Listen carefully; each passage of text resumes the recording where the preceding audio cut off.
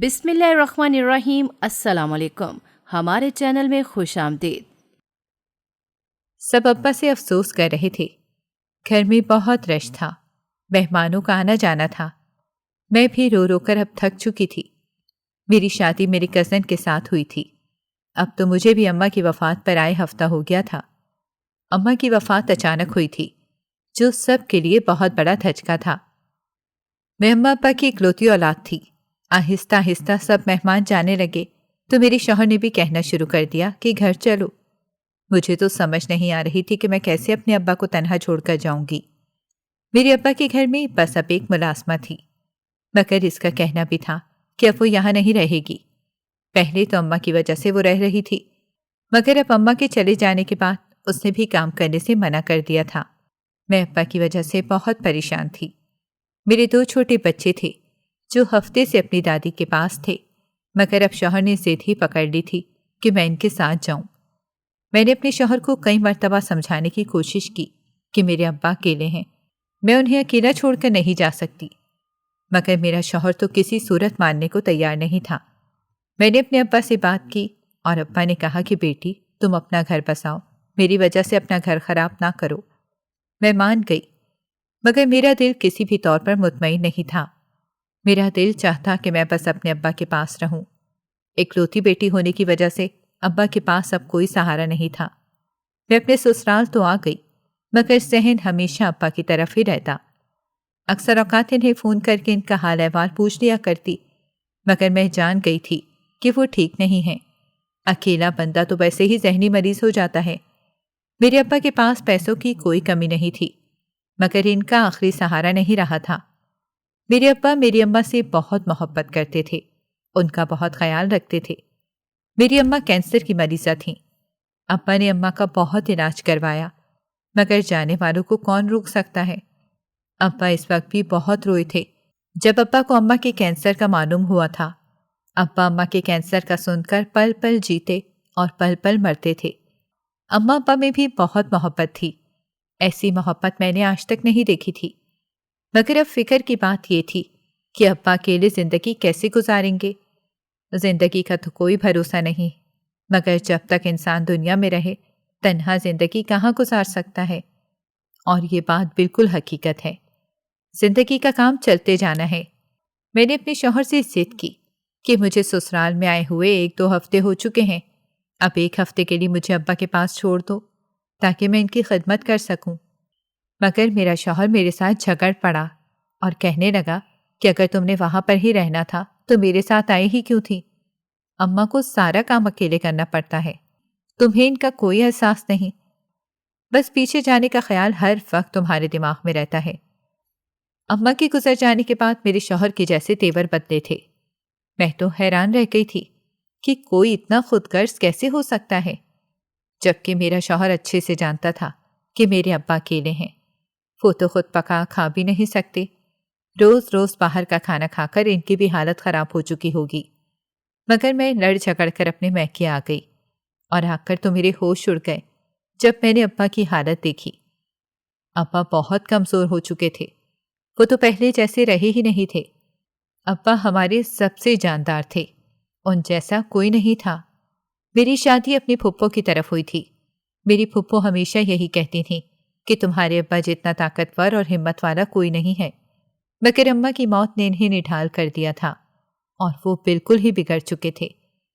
ایسا ہی تو ہوتا ہے، جب ساتھ کوئی نہ ہو تو تنہا انسان اپنی فکر بھی چھوڑ دیتا ہے۔ آخر وہ کس کے لیے جیتے؟ میں ابا کے سینے سے لگی پھوٹ پھوٹ کر رونے لگی۔ میں نے ابا سے کہا کہ ابا آپ نے اپنی کیا حالت بنا لی ہے، آپ تو ایسے نہ تھے، آپ کو ایسی حالت میں دیکھ کر میرا کلیجہ پھٹ رہا ہے۔ ابا کہنے لگے بیٹا جب جینے کی وجہ ختم ہو جائے تو انسان ایسے ہی ہو جاتا ہے۔ میں سمجھتی تھی کہ ابا کس حالت میں ہیں، کس حال میں جی رہے ہیں۔ گھر کی حالت دیکھ کر تو میرا دل اور غمگین ہو گیا تھا۔ ہر طرف جالے لگے ہوئے تھے، گند تھا کہ ویسے ہی بکھرا ہوا تھا۔ ابا کے کپڑے دھونے والے پڑے تھے۔ میں نے جلدی سے کام والی کو فون کیا۔ جب پہلے ہمارے گھر میں کام کیا کرتی تھی، وہ میرے ہونے کی وجہ سے گھر پر آ گئی۔ میں نے اس کے ساتھ مل کر پورا گھر صاف کیا اور ابا کے سارے کپڑے دھو کر استری کر کے لٹکا دیے۔ میں نے سوچ لیا تھا کہ میں اب ہر ہفتے ابا کے گھر آیا کروں گی۔ ابا کے لیے میں نے ہفتے کا کھانا بنا کر فریزر کر دیا تاکہ وہ ہر روز گھر کا کھانا کھا سکیں۔ ملازمہ سے منت سماجت کی کہ وہ رات کو آ کر صرف ابا کو روٹی بنا کر دے جایا کرے، تو وہ کہنے لگی کہ بی بی جی میں اپنے گھر سے روٹی بنا کر صاحب کو دے دیا کروں گی، مگر میں یہاں کر روٹی نہیں بنا سکتی۔ آپ تو جانتی ہیں کہ لوگوں کے منہ بند نہیں کیا جا سکتے۔ میں کسی بھی صورت اپنی عزت پر انگلی نہیں اٹھوا سکتی۔ لوگ تو بہت برے ہیں، انہیں تو فرق نہیں پڑے گا، مگر میری ذات پہ فرق پڑتا ہے۔ امید کرتی ہوں کہ آپ میری بات کو سمجھ سکتی ہوں گی۔ میں ایک عورت ہونے کے ناطے اس کی مجبوری کو سمجھ رہی تھی۔ اس کا مسئلہ بہت بڑا تھا۔ عزت کے بغیر تو عورت کا کوئی وجود ہی نہیں، اور لوگ تو جینے نہیں دیتے۔ اور پھر وہ بیوہ تھی، اور پھر وہ بھی بیوہ عورت تھی۔ اگر کسی کو بھنک بھی پڑ جاتی تو لوگ اس پر انگلی اٹھاتے ہوئے منٹ بھی نہ لگاتے۔ میں نے اسے کہا کہ ٹھیک ہے، میں تمہیں مہینے کا خرچہ دے دیا کروں گی، جس میں تم 2 وقت کی ابا کی روٹی گھر سے بنا کر کسی کے ہاتھ بھیج دیا کرنا۔ وہ مان گئی۔ میں تو اس کی اتنی بھی احسان مند تھی کہ اس نے میری بات کا مان رکھ لیا تھا۔ اب میں کچھ بے فکر ہو گئی تھی، کچھ تسلی ہوئی تو جان میں سکون بھی آیا۔ میں نے ابا کو بتایا کہ میں جھگڑ کر گھر سے آئی ہوں، میرا شوہر مجھے آنے نہیں دے رہا تھا۔ ابا نے میری بہت پریشانی لی اور کہنے لگے کہ تم اپنا گھر میری وجہ سے خراب مت کرو، میرے پاس دن ہی کتنے ہیں، نہ جانے میں نے اب اور کتنا جینا ہے۔ میں ابا کی یہ بات پہ تڑپ اٹھی اور کہا کہ ایسا نہ کہیں، میرے پاس آپ کے علاوہ کوئی دوسرا رشتہ نہیں جس سے میں اپنے دکھ سکھ بانٹ سکا کروں گی، آپ ہی تو میرا سب کچھ ہیں۔ ابا نے فوری مجھے جھڑک دیا اور کہنے لگے کہ شوہر ہی عورت کا سب کچھ ہوتا ہے، شوہر کے بغیر انسان کی کوئی زندگی نہیں ہوتی۔ بہرحال میں ملازمہ کے ذمے ابا کی روٹی لگا کر بے فکر ہو کر اپنے گھر واپس آ گئی۔ ابا سے حال احوال فون پر پوچھ لیتی۔ مجھے مہینہ ہو چکا تھا، میں ابا سے ملنے نہیں آئی تھی۔ مجھے فکر تھی کہ اب ابا کو روٹی دینے والا کوئی نہیں ہے، مگر میں نہیں جانتی تھی کہ ابا مجھ سے کتنا بڑا سچ چھپا رہے ہیں۔ اور ایک دن ایسے ہی دل بے چین ہوا تو میں اپنے شوہر کی اجازت سے اپنے ملازمہ کو لیے ساتھ اپنے میکے چلی گئی، کیونکہ میرے شوہر شہر سے دور تھے، مگر سامنے کا منظر دیکھ کر تو میری رونگٹے کھڑے ہو گئے۔ ابا کے سامنے صوفے پہ روٹی پڑی ہوئی تھی۔ میں نے روٹی کو جیسے ہی اپنے پاس سونگھنے کے لیے کیا تو میری ناک میں ایک عجیب سی بدبو گئی۔ میں حیران ہو گئی۔ میں نے ابا سے پوچھا کہ روٹی کب کی ہے، تو ابا نے کہا کہ یہ تو پرسوں کی روٹی آئی تھی، اب 3 دن اسی روٹی سے گزاروں گا، اور پھر 3 دن کے بعد دوبارہ روٹی آ جائے گی۔ ابا کی بات سنتے ہی میری آنکھوں سے آنسو بہنے لگے۔ مجھے اس ملازمہ پر غصہ آنے لگا کہ میں ہر مہینے سے پیسے دینے کا وعدہ کر کے گئی تھی، مگر اس نے میرے ساتھ بے ایمانی کی، جیسے مجھے تو معلوم ہی نہیں ہوگا۔ ابا نے مجھے منع کر دیا اور کہا کہ بیٹا میں اس کی ذمہ داری نہیں ہوں، وہ پیسے لے کر بھی کام کرتی ہے، پھر بھی میں اس کی ذمہ داری نہیں ہوں، دن رات وہ میرے لیے کام نہیں کر سکتی، تم بے فکر رہو، میں یہ روٹی بھی کھا سکتا ہوں، ابھی اتنی جان تو ہے مجھ میں۔ مگر میرے دل کو تو جیسے دھچکا ہی لگ گیا تھا، میرا دل پھٹ رہا تھا۔ میں نے فوری طور پر ابا کے آگے سے وہ روٹی اٹھائی اور کچن میں جا کر نئی تازی روٹی بنانے لگی۔ ابا مجھے روکتے رہے، مگر میں نہ رکی اور ابا کی ایک بھی نہیں سنی، اور ابا کی ایک بھی سنے بغیر ابا کے لیے روٹی بنا رہی تھی۔ میری ملازمہ مجھے دیکھ کر افسردہ ہونے لگی اور کہنے لگی، بی بی جی حوصلہ رکھیں، یہ دنیا ہے، بہت ظالم لوگ رہتے ہیں یہاں پر معصوم لوگوں کا کوئی نہیں۔ میں نے اپنی ملازمہ سے کہا کہ میں ابا کے لیے بہت فکر مند ہوں، میں ان کے لیے ایسا کیا کروں کہ میری فکر ختم ہو جائے۔ ملازمہ کچھ دیر خاموش رہی، پھر کہنے لگی کہ اگر میں کچھ کہوں تو آپ برا تو نہیں منائیں گی؟ میں نے حیرانگی سے ملازمہ کی طرف دیکھا اور کہا کہ نہیں، میں تمہاری بات کا برا نہیں مناؤں گی۔ کیا بات ہے؟ آپ اپنے ابا کی دوسری شادی کر دیں۔ میں جانتی ہوں کہ آپ کے ابا بھی 50 سال کے ہیں، مگر اکیلے زندگی گزارنا بہت مشکل ہوگا۔ بہتر یہی ہے کہ ان کی دوسری شادی کر دی جائے، اور پھر آپ کے ابا کے پاس پیسے بھی بہت ہیں، کوئی بھی اپنی بیٹی دینے کے لیے تیار ہوگا۔ مگر میں نے ملازمہ سے کہا کہ اب اس عمر میں ابا کے لیے لڑکی کہاں سے ڈھونڈوں؟ اگر کوئی شادی شدہ یا بچوں والی لڑکی ڈھونڈ بھی لوں تو کیا اس کا اعتبار کرنا اتنا آسان ہوگا؟ پہلے ہی اعتبار کرنے کا نتیجہ تو دیکھ چکی ہوں ملازمہ بھی خاموش ہو گئی اور کہنے لگی کہ میں آپ کو مشورہ ہی دے سکتی تھی، باقی آگے کیا کرنا ہے وہ تو آپ کو معلوم ہوگا۔ میں 1 ہفتہ مزید ابا کے ساتھ رہ کر پھر سے اپنے گھر چلی گئی۔ شادی شدہ تھی، بچے تھے، گھر بار تھا۔ اب میں ہر دوسرے روز اپنا گھر بار چھوڑ کر تو بیٹھ نہیں سکتی تھی، مگر میری ابا کو لے کر فکر بڑھتی ہی جا رہی تھی۔ مجھے سمجھ نہیں آ رہا تھا کہ میں کیا کروں۔ اکثر اوقات بیٹھ کر ملازمہ کی بات کو بھی سوچتی، مگر پھر دماغ سے جھٹک دیتی، کیونکہ میں جانتی تھی میرے ابا بالکل نہیں مانیں گے، اور اگر وہ مان بھی گئے تو میں ایسی عورت کہاں سے لاؤں گی جو میرے ابا کا اور ان کے گھر کا خیال رکھ سکے گی، اور 50 سال آدمی کو اپنی بیٹی کون دے گا؟ یہی بات بار بار میرے دماغ میں گھومتی رہتی، مگر میں نے سوچ لیا تھا کہ میں ملازمہ سے اس کے بارے میں دوبارہ بات ضرور کروں گی۔ میں پچھلے 2 دن سے ملازمہ کا انتظار کر رہی تھی، مگر وہ نہ جانے کہاں رہ گئی تھی۔ 2 دن سے تو کام پر بھی نہیں آ رہی تھی، فون کرتی تو فون نہ اٹھاتی، نہ جانے سے کیا مسئلہ ہوا تھا۔ اماں سے پوچھا تو وہ بھی لا علم تھیں، انہیں بھی اس بات کا اندازہ نہیں تھا کہ ملازمہ اتنی چھٹیاں کیوں کر رہی ہے۔ اب تو مجھے ملازمہ پہ بھی غصہ آنے لگا تھا، اتنی چھٹیاں کون کرتا ہے؟ گھر کا تو میں اتنا کام نہیں کر سکتی تھی، 2 بچوں کے ساتھ ساتھ گھر کو بھی چلانا تھا۔ پورا ہفتہ انتظار کرنے کے بعد آخرکار ملازمہ آ ہی گئی۔ میں اس پر بھڑک اٹھی اور کہا کہ تم کہاں رہ گئی تھی؟ پورا ہفتہ تم نے چھٹیاں کی ہیں، کیا مصیبت آن پڑی تھی جو تمہیں چھٹیاں کرنی پڑیں، اور وہ بھی پورے 1 ہفتے کی؟ تو وہ ایک دم سے رونے لگی اور کہنے لگی کہ کچھ نہیں بی بی جی، بس گھر میں کچھ مسئلے مسائل ہو گئے تھے جس وجہ سے میں نہیں آ سکی۔ میں نے ملازمہ سے پوچھا کہ خیریت تھی، کیا ہوا تھا جو تم نہیں آ سکتی؟ تو کہنے لگی کہ کچھ نہیں بی بی جی، ہر گھر کی طرح میرے گھر میں بھی مسائل ہو گئے تھے، مگر اب کچھ بہتر ہیں، تو میں کام پر آ گئی۔ اب گھر پہ بیٹھی رہوں گی تو کمائے گا کون؟ آپ تو جانتی ہیں کہ میرا شوہر شرابی ہے، جوان بیٹی ہے گھر پر، اس کا رشتہ بھی دیکھنا ہے۔ میں اس کی بات پر مسکرا اٹھی اور کہنے لگی، ٹھیک، ایسی باتیں کر رہی ہو، ابھی تمہاری بیٹی تو بہت جوان ہے، اتنی جلدی اس کی شادی کر دو گی؟ تو وہ نظریں چرانے لگی اور کہنے لگی کہ مجھے تو ایسا لگتا ہے کہ میں نے اس کی شادی کرنے میں دیر کر دی ہے، مجھے بہت پہلے ہی اس کی شادی کر دینی چاہیے تھی۔ اس کی آنکھیں چرانے پر مجھے اندازہ ہی نہ ہوا کہ وہ ایسا کیوں کر رہی ہے۔ میں نے سر جھٹک دیا اور کہا کہ ٹھیک ہے، باتیں بعد میں کریں گے، پہلے گھر کی چیزیں سمیٹ لو، گھر پورا بکھرا پڑا ہے۔ تم جانتی تو ہو کہ میرے اکیلے پر تو سب کچھ ذمہ داریاں ڈال دی گئی ہیں، اب میں اکیلی کیا کیا سنبھالوں گی؟ اسے ہدایت دیتی ہوئی میں اپنے کمرے میں چلی گئی۔ کام کرتے کرتے اچانک سے میرے دماغ میں ایک جھماکا سا ہوا، مگر میں نے سر جھٹک دیا اور خود کو ملامت کرنے لگی کہ میں ایسا کیسے سوچ سکتی ہوں، ایسا ممکن ہی نہیں ہے۔ مگر دل تھا کہ بار بار اس کی بات پر جا رہا تھا اور ہاں میں حامی بھر رہا تھا۔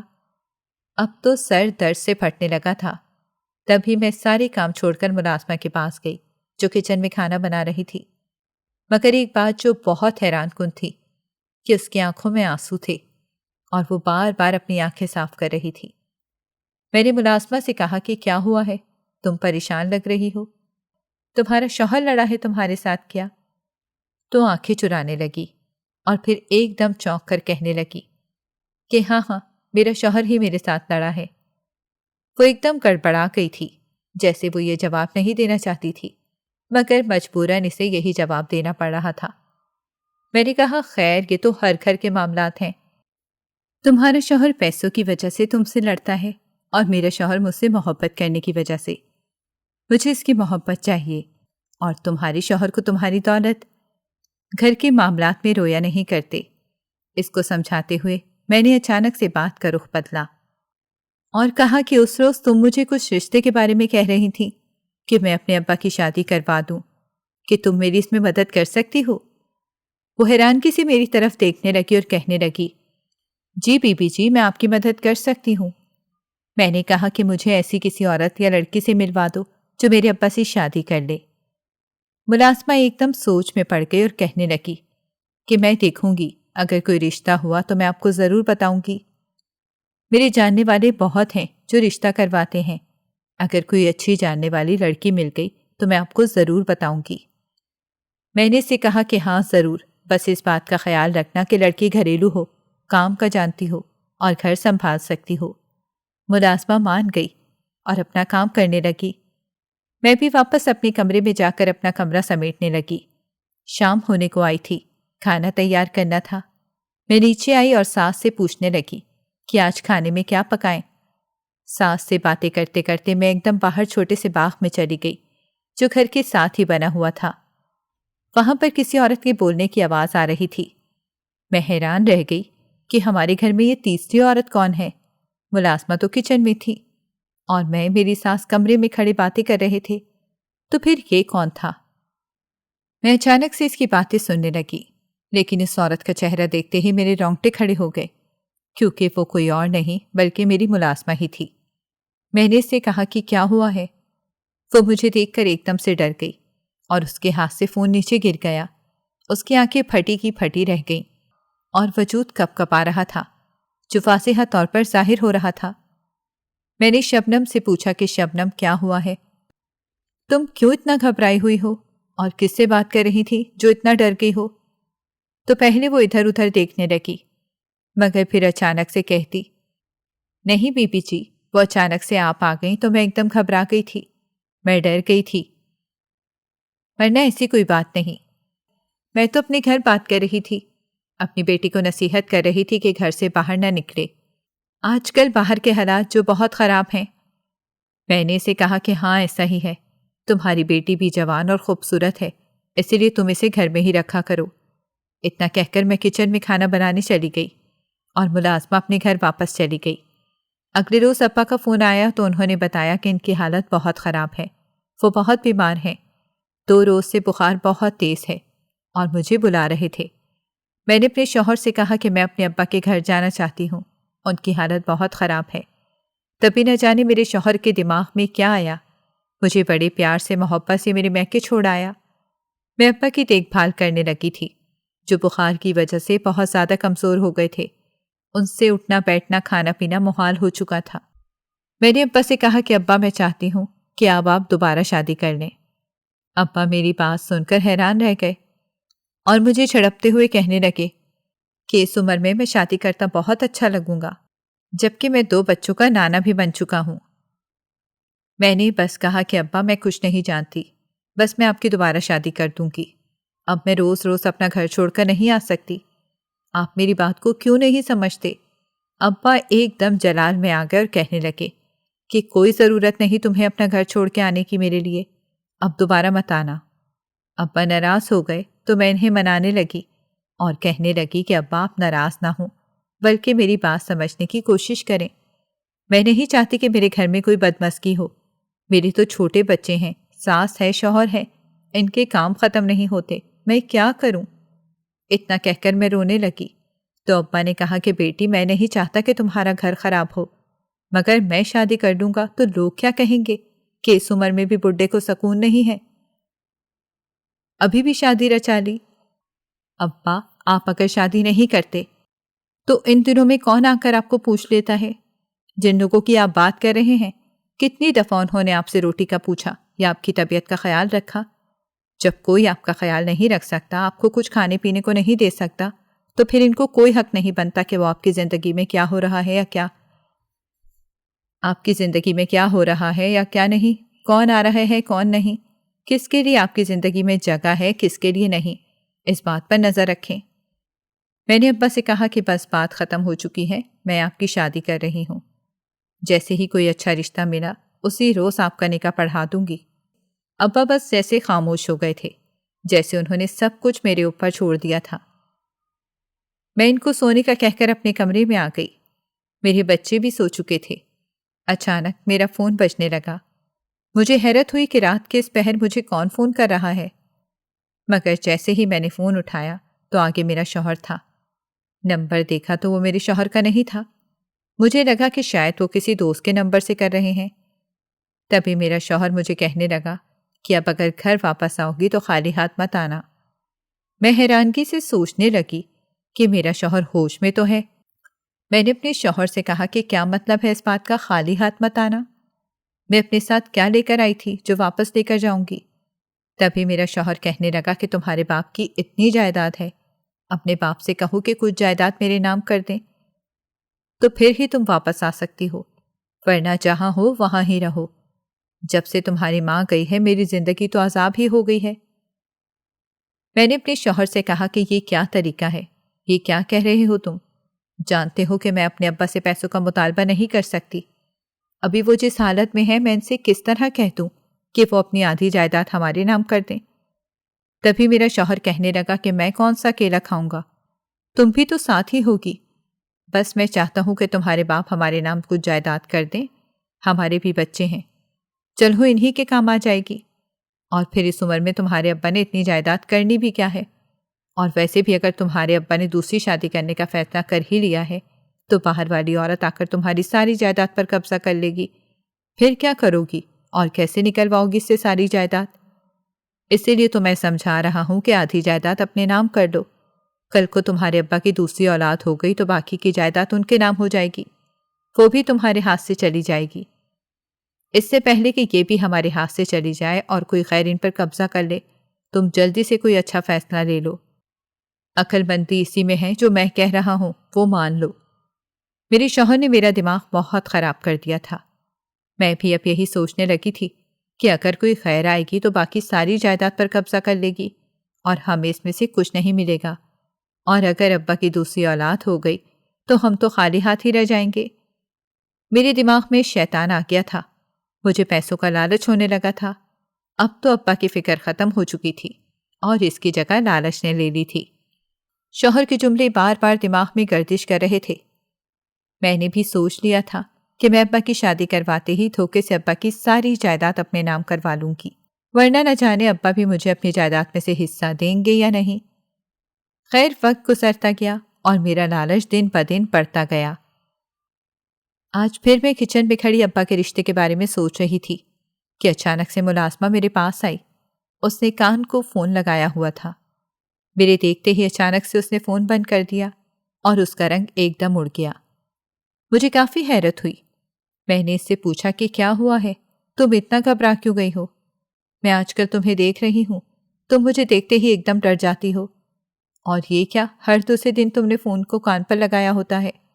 پہلے تو تم اتنے کسی سے باتیں نہیں کرتی تھی، اب کہاں سے اتنی باتیں آ جاتی ہیں؟ اور کس سے کرتی رہتی ہو باتیں؟ یہ سب ہمارے گھر میں نہیں چلے گا۔ اپنے فون کو یا تو گھر پر چھوڑ کر آیا کرو یا لے کر آتی ہو تو فارغ ہو کر کیا کرو۔ کچن دیکھو کیسے بکھرا پڑا ہے اور تمہیں فون کی پڑی ہے۔ تو وہ ایک دم گھبراتے ہوئے کہنے لگی کہ بی بی جی جوان بیٹی ہے گھر پر، کیا کروں، فکر ہوتی رہتی ہے، اسی لیے اسے بار بار فون کر کے پوچھ لیتی ہوں کہ وہ خیریت سے ہے۔ ابا نے اس کے تو قسم کھا رکھی ہے کہ اس کا بالکل خیال نہیں رکھیں گے۔ پھر میں اکیلی بیٹی کا کیا کروں؟ اب تو ماشاءاللہ 17 سال کی ہو چکی ہے، اور آپ تو جانتی ہیں کہ جہاں جوان بیٹیاں ہوں وہاں پر لوگوں کی نظریں گھر والوں سے پہلے اٹھ جاتی ہیں۔ میں اس کی بات سمجھتی تھی، مگر میں کیا کرتی، گھر کے سارے کام بکھرے پڑے رہتے تھے۔ اسی لیے میں نے اسے کہا کہ ٹھیک ہے، مگر تم اپنے کاموں پر بھی دھیان دیا کرو۔ اور ہاں، میں نے تم سے کہنا تھا کہ کوئی رشتہ نظر نہیں آیا؟ تم جانتی ہو نا کہ میرے ابا کتنے امیر ہیں۔ کسی سے بات کرو اور کوئی اچھی لڑکی ہمارے ابا کے ساتھ بیاہ دو، میں تمہیں بھی خوش کر دوں گی۔ اتنا کہہ کر میں آگے کو جانے لگی تھی، مگر ملازمہ کی بات نے تو جیسے میرے پاؤں ہی باندھ دیے تھے۔ میں ایک قدم بھی آگے نہ بڑھا سکی۔ شاید جو میں چاہتی تھی وہی ہو رہا تھا۔ ماں کے مرنے کے بعد میں اپنے 50 سالہ باپ کے لیے کوئی عورت تلاش کر رہی تھی، کیونکہ ابا واپڈا کا ریٹائرڈ آفیسر تھا۔ کام والی سے اس بات کا ذکر کیا تو کہنے لگی، باجی میری 17 سال کی بیٹی ہے، آپ اس کا رشتہ لے لیں۔ میں اس کی بات پر حیران رہ گئی، پھر سوچنے لگی کہ اگر ابا کی شادی جوان لڑکی سے کروا دی تو وہ خوش ہو کر مجھے بھی ڈھیروں پیسے دے دیں گے۔ یہی سوچ کر میں نے اپنی ماسی کی کم عمر بیٹی سے اپنے باپ کی شادی کروانے کا فیصلہ کر لیا۔ اگلے روز ہی میں نے ابا کو فون کیا اور ان سے کہا کہ میں نے آپ کے لیے رشتہ ڈھونڈ لیا ہے، لڑکی 17 سال کی ہے اور بہت خوبصورت ہے۔ ابا میری بات سن کر حیران رہ گئے اور کہنے لگے کہ اپنی بیٹی کی عمر سے بھی چھوٹی عمر کی لڑکی سے شادی کروں گا؟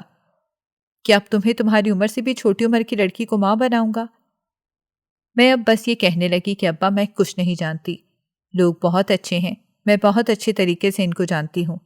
اس کا باپ شرابی ہے، اس کی اماں اس کی جلدی سے شادی کرنا چاہتی ہے، اور انہیں اس بات سے کوئی فرق نہیں پڑتا کہ وہ شادی آپ سے کر رہی ہے۔ مگر ابا کہنے لگے کہ مجھے اس بات سے فرق پڑتا ہے، میں نہیں چاہتا کہ اتنی چھوٹی بچی کی زندگی خراب کروں۔ آخر کو میری کتنی ہی زندگی بچی ہے، کیوں تم چھوٹی بچی کی زندگی برباد کرنا چاہتی ہو؟ میں نے ابا سے کہا کہ وہ کوئی چھوٹی نہیں ہے، جوان ہے، گھر بار جانتی ہے اور اپنے گھر کو اچھے سے سنبھال بھی سکتی ہے۔ ابا کہنے لگے کہ یہ کون بے وقوف ہے جس نے اپنی جوان بیٹی کا رشتہ میرے لیے دے دیا؟ میں نے کہا کہ اس بات سے آپ کو فرق نہیں پڑنا چاہیے، بس آپ میری بات پر بھروسہ رکھیں گے، وہ آپ کو اور آپ کے گھر کا بہت اچھے طریقے سے خیال رکھے گی۔ اب تو جیسے ابا بھی ہار گئے تھے، اسی لیے کہنے لگے کہ جو دل کرے وہ کرو، اگر کل کو کچھ ہوا تو میں ذمہ دار نہیں ہوں گا اور سارا کا سارا قصور تمہارا ہی ہوگا۔ میں ابا کی بات پر ہنس پڑی اور کہا کہ ٹھیک ہے، جیسے آپ کہیں گے ویسے ہی ہوگا، مگر ابھی آپ میری بات مان لیں، اگلے جمعے ہی آپ کی اور اس لڑکی کی شادی ہے، تیاری کر لیں۔ میں بھی بہت خوش ہوں کہ آپ کی شادی ہو رہی ہے، اسی لیے اچھے خاصے پیسے نکلواؤں گی آپ سے۔ میں نے لاڈ سے ابا سے کہا تو ابا ہنس پڑے اور کہنے لگے، ٹھیک ہے، سارے پیسے تمہارے ہی تو ہیں، میرا ان میں ہے ہی کیا؟ باقی باتوں نے تو میرے دل میں خوشی کے دیے ہی جلا دیے تھے۔ میں بھی تو یہی چاہتی تھی کہ اب ساری جائیداد میرے نام کر دیں، مگر میں کیا جانتی تھی کہ ایک نئی قیامت میرا انتظار کر رہی ہے۔ جب میں نے ملازمہ سے کہا کہ اگلے جمعے تمہاری بیٹی کا نکاح ہے، تیار رہنا، تو وہ کہنے لگی کہ بی بی جی میں آپ کو کچھ بتانا چاہتی ہوں۔ میں نے ملازمہ کو ڈپٹ دیا اور کہا، مجھے بعد میں کچھ بتانا بھائی، جو میں کہہ رہی ہوں وہ کرو۔ دن ہوا لگا کر اڑ گئے اور وہ دن بھی آ گیا جب میرے ابا کا نکاح ہونا تھا۔ میں نے ملازمہ کی بیٹی کو دلہن بنایا، دلہن بن کر وہ کمرے میں بیٹھی تھی، ابا بھی کمرے میں چلے گئے۔ تھوڑی دیر بعد ہی میرا باپ غصے سے باہر نکلا۔ ابا کہنے لگے کہ وہ لڑکی تو بے ہوش ہو گئی ہے، اسے تو ہوش ہی نہیں رہا۔ ہم سب ایک دم گھبرا گئے، لوگوں نے باتیں کرنا شروع کر دیں۔ میں نے ابا سے کہا کہ آپ تو فکر نہ کریں، میں بھی ڈاکٹر کو بلاتی ہوں۔ جلدی سے ڈاکٹر کو بلایا گیا اور ملازمہ کو بھی بلا لیا۔ ملازمہ ڈرتے ہوئے میرے پاس آئی اور کہنے لگی، کیا ہوا؟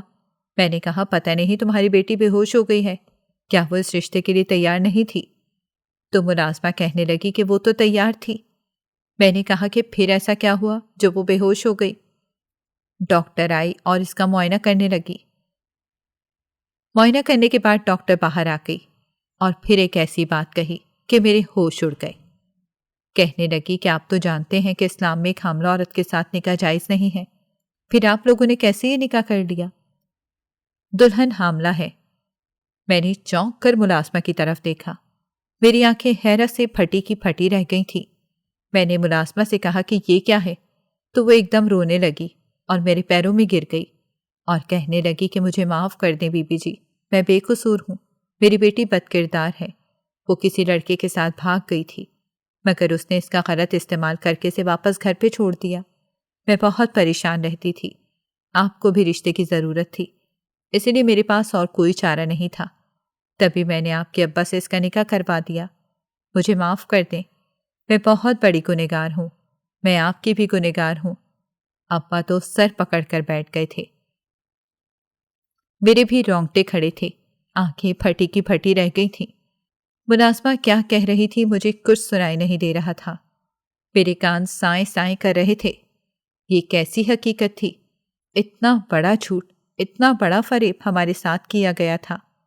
میں نے ملازمہ کو پکڑ کر اس کے منہ پہ 2-3 تھپڑ رسید کیے اور کہا کہ تم نے نہ صرف خود گناہ کیا بلکہ ہم سے بھی گناہ کروایا۔ تم نہیں جانتی کہ اسلام میں ایک حاملہ عورت سے نکاح کرنا جائز نہیں ہے، پھر تم نے یہ سب کیوں کیا؟ تم تو حقیقت جانتی تھی۔ تبھی وہ کہنے لگی کہ مجھے معاف کر دیں، میں یہ حقیقت نہیں جانتی تھی کہ میری بیٹی حاملہ ہے۔ میں نے ملازمہ سے کہا کہ اس سے پہلے کہ میں کوئی بڑا قدم اٹھاؤں، یہاں سے نکل جاؤ اور یہاں کبھی مت آنا، اور جاتے ہوئے اپنی بیٹی کو بھی لیتی جاؤ، ہمیں ایسی جگہ پر رشتہ نہیں کرنا جو بد کردار ہو۔